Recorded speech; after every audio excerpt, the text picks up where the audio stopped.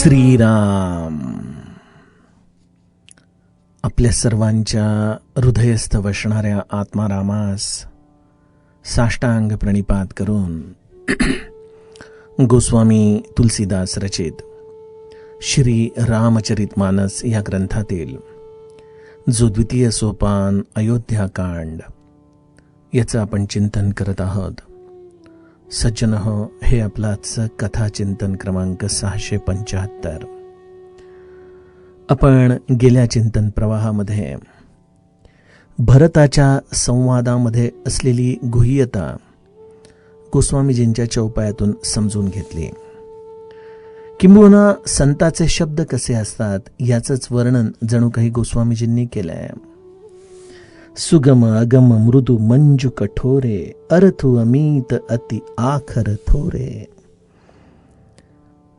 जे शब्द कानावर पडताच त्याचा अर्थ वरवर पाहता अत्यंत सुगम वाटतो, परंतु त्याचं चिंतन करायला गेलं की त्यामध्ये दडलेली एकाहून एक अगम अशी तत्व वरती येत राहतात.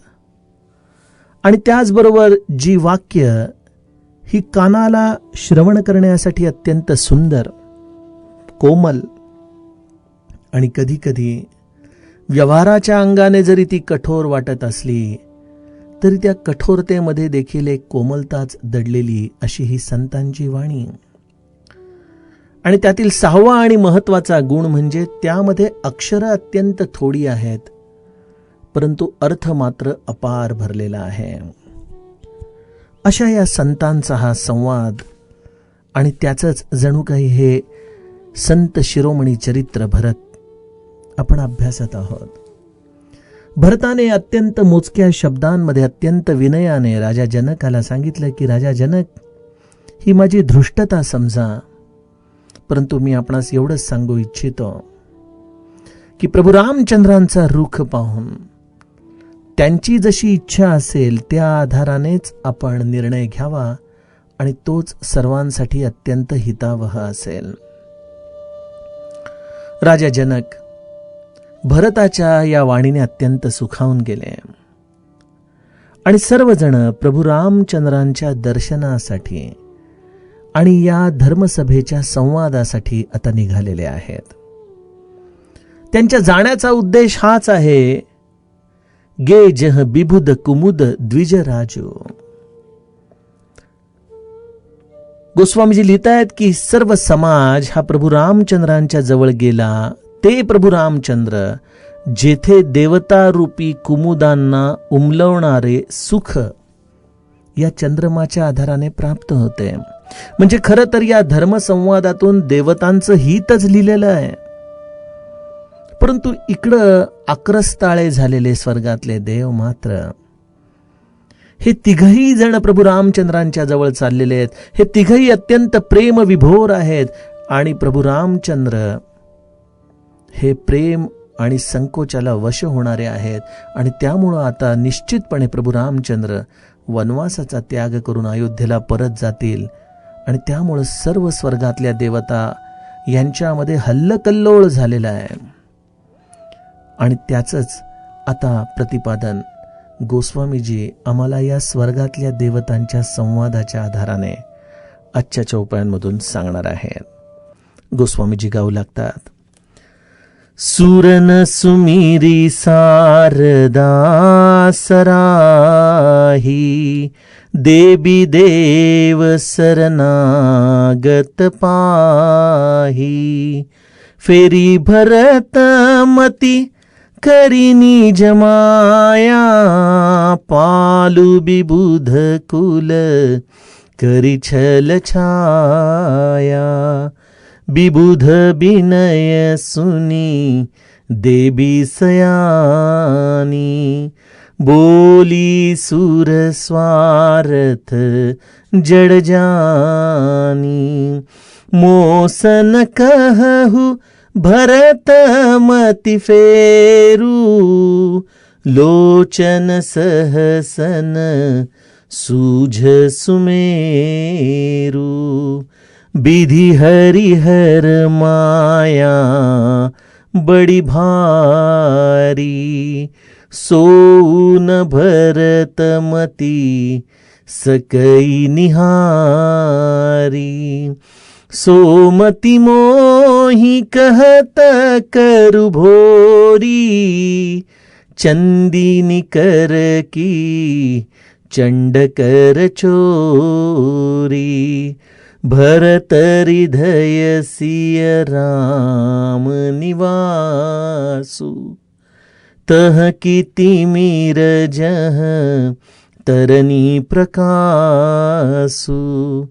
अस कही सारद गई विधि लोका, विबुध बिकल निसी मानहु को का।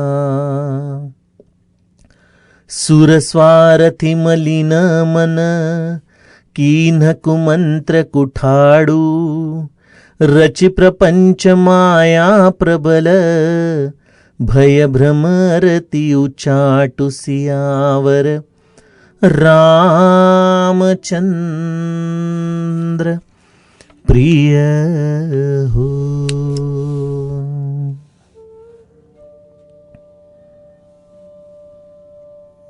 सज्जनों, स्वर्ग हे केवळ एक स्थान नाहीये, ती एक प्रवृत्ती आहे. आणि या प्रवृत्तीच्या आधाराने जगणारे अनेक लोक आपल्याला समाजामध्ये आपल्याच सभोवताली दिसत असतात. जिथं आपल्या स्वतःच्या स्वार्थाला ठेच लागताच ज्यांचा अहंकार हा उफाळून येतो, जिथं जिथं म्हणून भगवंताची अत्यंत निष्काम भक्ती चाललेली आहे, अशा निष्काम भक्ताविषयी देखील अकारण त्याची निंदा करणं, त्याच्यावरती वेगवेगळे दोषारोपण करणं, हाच ज्यांचा स्वाभाविक स्वभाव असतो, हीच या भूलोकावरची स्वर्गवादी प्रवृत्ती आहे. या स्वर्गवादी विचारधारेमध्ये भावनेला विशेष महत्त्व नसतं. तुमचा निर्मळ भाव हा कित्येकदा त्यांच्यासाठी एक हास्याचा विषय ठरत असतो. भगवंत हा भावनेचा भुकेला आहे आणि तो आपल्याला निदान या जन्मात तरी या स्वार्थमूलकतेमध्ये आपण दडलेले असताना त्या शुद्ध भावनेच्या आधाराने आपल्याला मिळणार नाही, याची जणू काही संपूर्ण खात्रीच या स्वर्गवादी वृत्तीच्या लोकांना झालेली असते.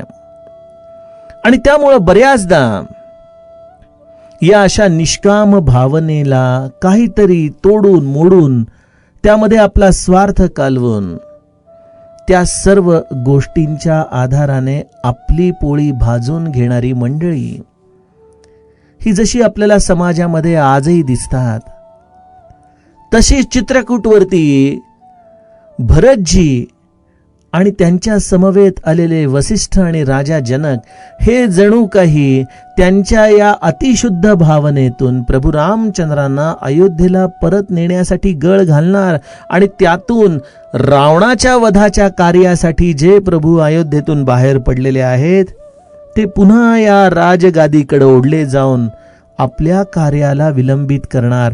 या स्वार्थामुळं हे सर्व इंद्र देवता आणि त्याचे सहकारी अत्यंत उद्विग्न झालेले आहेत.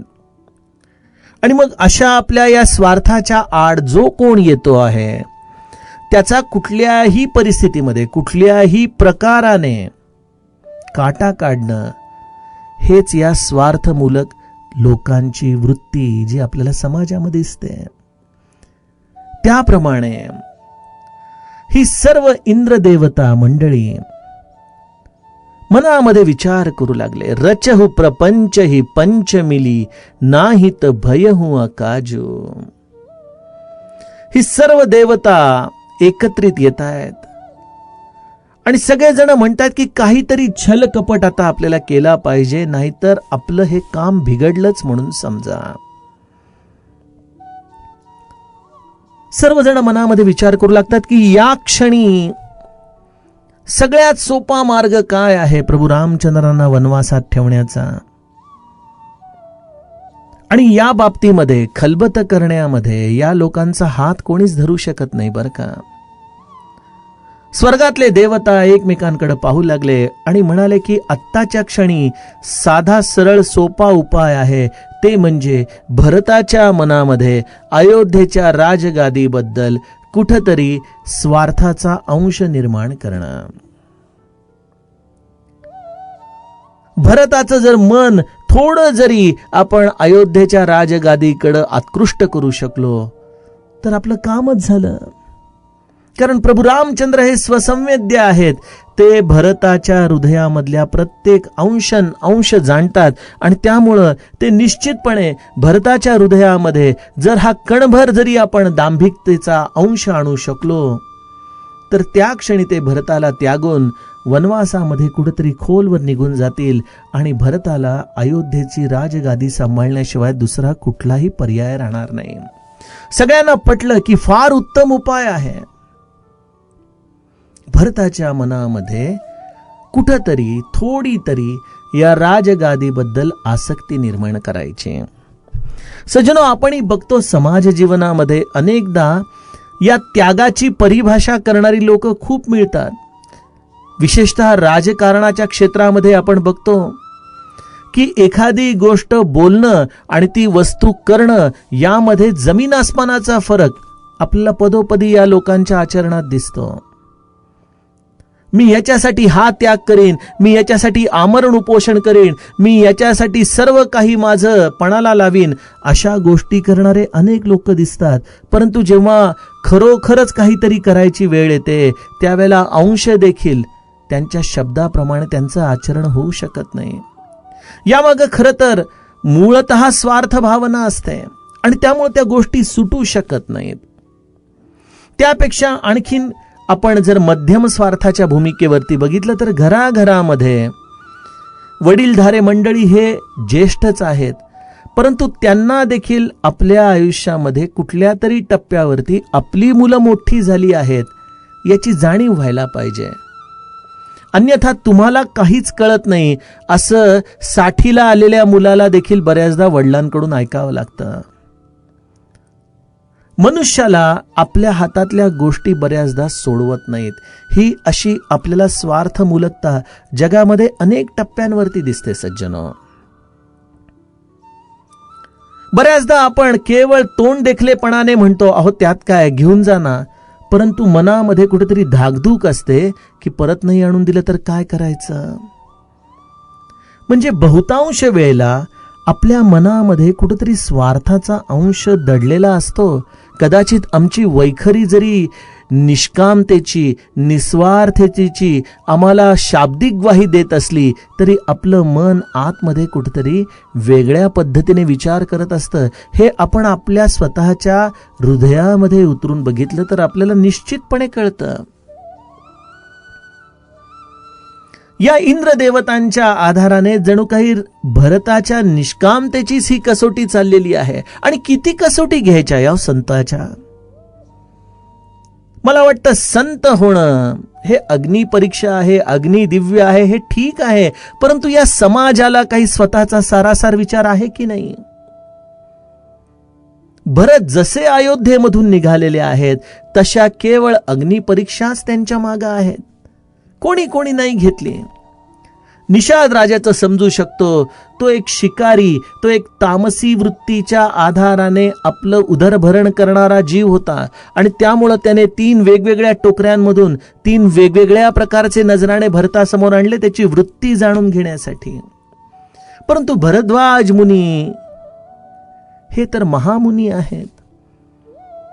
परंतु भरताच्या अंतःकरणामध्ये विलासाचा भोग कितपत आहे हे पाहण्यासाठी त्यांनी रचलेलं ते मायाजाळ आणि त्यामध्ये भरताचं मन चकवाचकवी सारखं या भोगांच्या बरोबर संयोग पावत नव्हतं. याचं अतिशय सुंदर विश्लेषण त्याच भरताची प्रत्येक ठिकाणी कसोटी होत होत राजा जनकाने देखील मागच्या दोह्यामध्ये आपण बघितलं की तू आम्हाला आज्ञा दे, तू आम्हाला आज्ञा दे, अशा पद्धतीने भरताला खऱ्या अर्थाने मोठेपण दिलं. परंतु त्यातून जर भरताची अंशभर देखील इच्छाशक्ती त्याने प्रगट केली असती तर कदाचित या भरताला त्या पूर्णत्वापासून लांब राहावं लागलं असतं.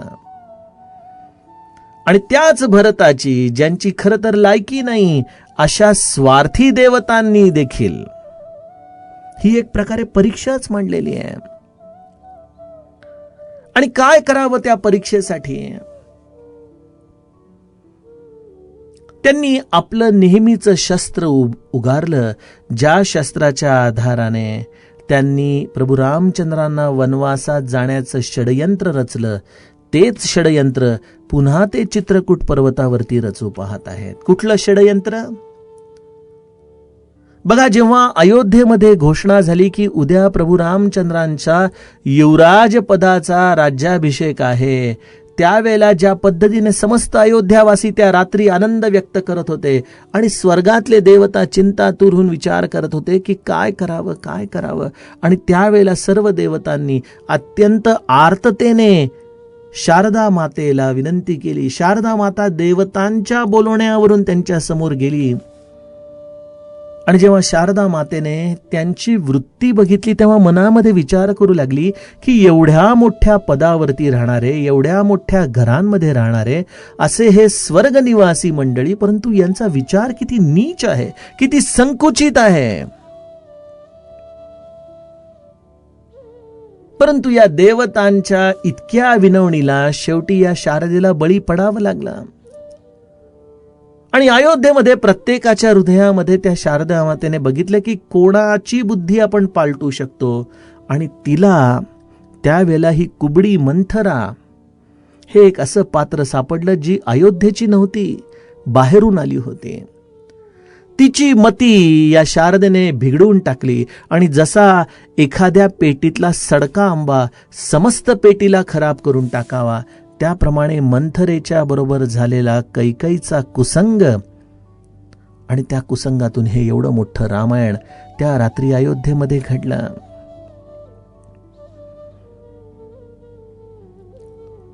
स्वर्गातल्या देवता तर याच मनाच्या फुशारक्या मारतायत की आपण जिच्या आईची बुद्धी पालटवून टाकली, कैकईची बुद्धी पालटून टाकली, भरत तर तिचा पुत्र आहे. ज्याच्या आईची बुद्धी पालटवण्याचं सामर्थ्य शारदे मातेकडे, ती त्याच्या तरुण मुलाची का नाही बरं बुद्धी पालटवू शकत? या स्वार्थाचे तर्क देखील असेच व्यावहारिक पातळीवरती या जनसमुदायामध्ये मांडले जातात. इथं ते एक गोष्ट विसरून जातात की प्रत्येक व्यक्ती स्वतंत्र आहे, प्रत्येक व्यक्तीचा पारमार्थिक अधिकार वेगवेगळा आहे, प्रत्येक व्यक्तीच्या मागे असलेली गुरुकृपा वेगवेगळी आहे. आणि या सर्व गोष्टी या केवळ कुठल्या घराण्यामधून, वंश परंपरेमधून आपल्याला प्राप्त होत नसतात. इथं प्रत्येकाला आपल्या स्वतःचा पुरुषार्थाच्या आधाराने हा परमार्थ सिद्ध करावा लागतो. कैकईच्या अंतरंगामध्ये असलेला परमार्थाचा अंश आणि त्या आधाराने भरताचं केलेलं मोजमाप, यामध्येच या देवतांची खरं तर चूक झालेली आहे. आणि त्यामुळे या देवतांनी देखील पुन्हा तोच छळ मांडला आणि त्यांनी शारदा मातेला पाचारण केलं आणि म्हणाले की हे देवी, या देवता आपल्याला शरण आलेल्या आहेत, त्यांचं रक्षण कर. आपली माया पसरवून तू भरतजींच्या बुद्धीला फिरव आणि कपट करून देवतांच्या कुळाचं रक्षण कर. बघा, परमार्थ देखील कसा स्वार्थासाठी मोडून तोडून वापरला जातो, याचं अतिशय सुंदर उद्बोधनच जणू काही या स्वर्गातल्या देवतांच्या वाणीमध्ये आपल्याला जाणवू शकतं. आम्ही तुला शरण आलेलो आहोत, आम्ही शरणागत आहोत. शरणागती ही जर केवळ शब्दाच्या आधाराने प्राप्त झाली असती ना, तर संतांना प्रत्येकालाच जणू काही मोक्ष प्रदान करावा लागला असता. श्री महाराज म्हणायचे, तुमच्या मनामध्ये जे चाललेलं आहे, ज्याची कदाचित तुम्हाला देखील जाणीव नाही, ते देखील मी जाणतो. भगवंताला केवळ भाव हाच प्रिय आहे. भावे विण देव न कळे निसंदेह. गुरु विणे अनुभव कैसा कळे. माऊली म्हणते हा सर्व शुद्ध भावनेचा खेळ आहे. ज्याची जेवढी भावना शुद्ध आहे त्याचप्रमाणे त्याच्यावरती संत भगवंत कृपा करत असतात. आणि इथं तर प्रत्यक्ष शारदा माता जी या प्रत्येकाच्या अंतरंगामध्ये या परेच्या स्थानापासून निनाद करते, प्रत्येकाच्या भावभावनांची ती खऱ्या अर्थाने साक्षी आहे, अशी शारदा मातेच्या समोर देखील अत्यंत खोटं बोलताना या स्वर्गातल्या देवतांना कुठल्याही प्रकारची खंत वाटत नाहीये. बघा, आजच्या काळामध्ये देखील एखादा मनुष्य जर खोटं बोलत असेल तर त्याच्यासमोर सीसीटीव्हीचे पुरावे दाखवले जातात की बघा आपण दिसतंय याच्यामध्ये, आपण कसं म्हणता की नाही. प्रत्येक गोष्ट जसं तो सीसीटीव्हीचा कॅमेरा टिपतो त्याप्रमाणे ही मूळ माया शारदा, ही जगदंबा, ही सर्व साक्षिणी अवस्था, प्रत्येकाच्या हृदयातल्या भावाला जाणणारी, आणि तिच्या समोर ह्या स्वर्गातल्या देवता अत्यंत स्वार्थासाठी धडधडीत खोटं बोलतायत की आम्ही तुला शरण आलेलो आहोत आणि शरणागताचं रक्षण कर, एवढं बोलून जरी ते थांबले असते तरी कदाचित शारदा मातेचा थोडा त्यांच्या वचनांवर विश्वास बसू शकला असता. परंतु शरणागत आलेल्या जीवाने तू आता आमच्यासाठी काय कर हे सांगण्याचा अधिकार त्या शरणागताला नाही. एके ठिकाणी म्हणायचं मी तुझा दास आहे, मी तुला शरण आलोय, आणि दुसऱ्या ठिकाणी स्वामीलाच आपण आज्ञा करायची, मग त्यामध्ये दास कुठं आला. स्वर्गातले देवता एकीकडे म्हणतात की आम्ही तुला शरण आलोय आणि दुसरीकडे म्हणतात हे शारदे माते, आपली माया पसरून भरतजींच्या बुद्धीला तू फिरवून टाक आणि कपट करून देवतांच्या कुळाचं रक्षण कर.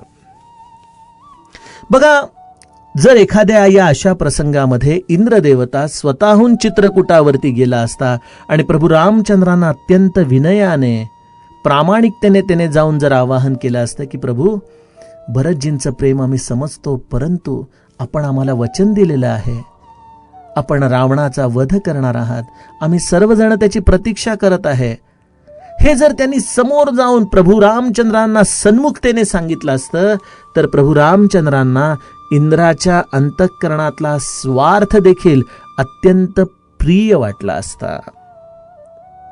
परंतु या स्वार्थमूलकतेची भावनाच अशी आहे की ते कधी समोरासमोर संवादच करत नाहीत, ते कोणाच्या तरी माध्यमातून संवाद करतात. प्रभू रामचंद्रांना समोर जाण्याची पात्रताच नाही या इंद्रामध्ये.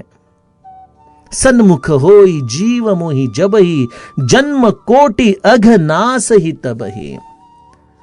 पापाचे डोंगर असताना इंद्राला ती भावनाच होत नाहीये की आपण भगवंताला सन्मुख जाऊन त्यालाच थेट विनवणी करूयात, परंतु तो या शारदा मातेच्या आधाराने. जसे एखाद्या साहेबाला जर निरोप द्यायचा असेल तर बऱ्याचदा त्या साहेबाच्या पत्नीच्या माध्यमातून लोक जसं त्यांच्यापर्यंत निरोप देतात. का? कारण की त्याच्या समोर बोलण्याची प्राज्ञा नाही. मग अशा वेळेला जसा तो निरोप त्या साहेबापर्यंत पोचतो याची त्यांना खात्री आहे, त्याप्रमाणे या शारदा मातेच्या माध्यमातून आम्ही एकदा यश मिळवलेलं आहे, आम्ही निश्चितपणे पुन्हा यश मिळवूत, आमचा स्वार्थ साधूत, या भावनेतून या इंद्राच्या दरबारातलं जणू काही हे राजकारणच या शारदा मातेच्या माध्यमातून ते पूर्ण करू इच्छित होते. परंतु इथं आता मात्र शारदा माता या चित्रकूट पर्वताकडे पाहतीये, भरतजींच्याकडे पाहतीये, आणि तुम्ही मला काय काम सांगत आहात. कदाचित शारदा मातेला जिला मुंगीच्या पायात बांधलेल्या पायातल्या घुंगराचा देखील आवाज येऊ शकेल, ही अशी जी स्वसंवेद्य जगदंबा आहे ती देखील या देवतांच्या हृदयातल्या भावनेला नीट समजू शकलं नाही. काय म्हणाला तुम्ही? परत एकदा सांगा बरं. अरे तुम्ही काय बोलत आहात, तुम्हाला कळतंय का? बिबुध बिनय सुनी देवी सयानी, बोली सुरस्वा रथ जड जानी. देवतांची विनंती तिने ऐकली आणि देवतांना स्वार्थवश जाणून त्यांना मूर्ख समजून ही बुद्धिमती सरस्वतीजी त्यांना म्हणू लागलेली आहे. किती सुंदर शब्द आहेत की मनुष्य जेव्हा अशा या स्वार्थमूलकतेच्या आधाराने आपल्या संकुचित असलेल्या अशा ध्येयांसाठी कुठल्या तरी उदात्त कार्यामध्ये विघ्न आणू पाहतो, त्यावेळेला अशा व्यक्तींना मूर्ख समजणं, त्यांच्याकडे संपूर्णपणे दुर्लक्ष करणं, हेच जणू काही मनुष्याच्या हृदयामध्ये असलेल्या शारदेचं स्वरूप आहे. शारदा माता या देवतांना सांगू लागते, काय म्हणताय तुम्ही? तुम्ही मला म्हणताय की भरतजींची जाऊन मती फिरवून ये. अरे अरे इंद्रा, तुला 1000 डोळे आहेत ना रे. या 1000 डोळ्यांनी एकदा तरी त्या भरताकडे पहा. कोण आहे तो भरत? अरे तुम्हाला या 1000 डोळ्यांच्या आधाराने देखील सुमेरू पर्वत दिसत नाही? छिथू आहे तुमच्या जिंदगीची की जो तुम्हाला हा सुमेरू पर्वत या 1000 नेत्रांनी दिसू शकत नाही. काय आहे सज्जनो या सुमेरू पर्वताची भावना? मेरू पर्वत जो या समस्त ब्रह्मांडाचा आधारभूत पर्वत आहे, जो स्थिर आहे, जो कठीण आहे, जो सर्व प्रकारच्या जबाबदाऱ्या घेऊ शकतो, असं हे मेरू पर्वताचे गुणधर्म आहेत.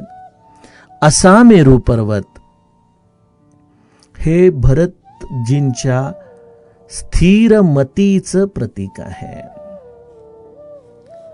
तुम्ही मला सांगताय की भरताची जाऊन बुद्धी फिरवून ये. भरताची बुद्धी फिरवणं म्हणजे प्रत्यक्ष मेरू पर्वताला अचल पासून चल करणं आहे. तुम्हाला 1000 नेत्र असूनही भरताची ही स्थिरमती दिसू शकत नाही.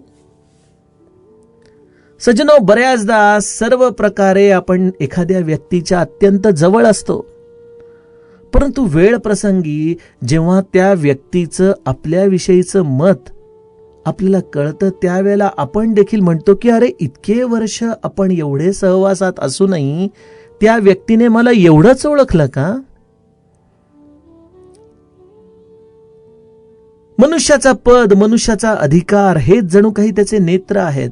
परंतु जेवढा म्हणून अधिकार आहे, जेवढी म्हणून संपदा आहे, जेवढं म्हणून काही लोकसंग्रह या दृष्टीने त्याच्याकडे समुदाय एकवटलेला आहे, या सगळ्यांमध्ये राहत असताना मनुष्याला जरी एवढे वेगवेगळे नेत्र मिळाले तरी सर्व नेत्र हे अहंकाराने भरलेले असतात.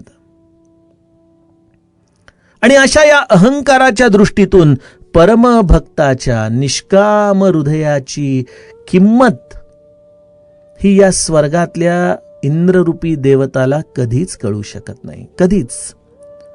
भरतजींनी अगदी आपल्या शरीराचे कातड्याचे पादत्राण जरी करून प्रभू रामचंद्रांच्या चरणी समर्पित केली असती, तरी देखील इंद्ररूपी देवतांना त्यामध्ये देखील आपला स्वार्थच दिसला असता. या स्वार्थावरती कुठलंही उत्तरच नसतं. आणि त्यामुळं शारदा मातेने या देवतांना त्यांचं स्थान दाखवून दिलं की तुम्ही कधीच सुधारणार नाही, तुम्हाला कधीच या निष्काम भक्तीची किंमत काय आहे हे कळू शकणार नाही. आणि अशा चांगल्या कार्यामध्ये देखील विघ्न आणणं हीच तुमची संकुचित भावना आहे. आणि त्यासाठी तुम्ही माझा वापर करायचा प्रयत्न करताय. अरे तुम्हाला कळतंय का की तुम्ही कोणावरती या मायेचा वापर करताय? एक वेळ ब्रह्मा विष्णू महेश यांच्या या प्रबल मायेचा बऱ्याचदा ब्रह्मास्त्रासारखा त्यांच्यावरती देखील अंमल आलेला आहे.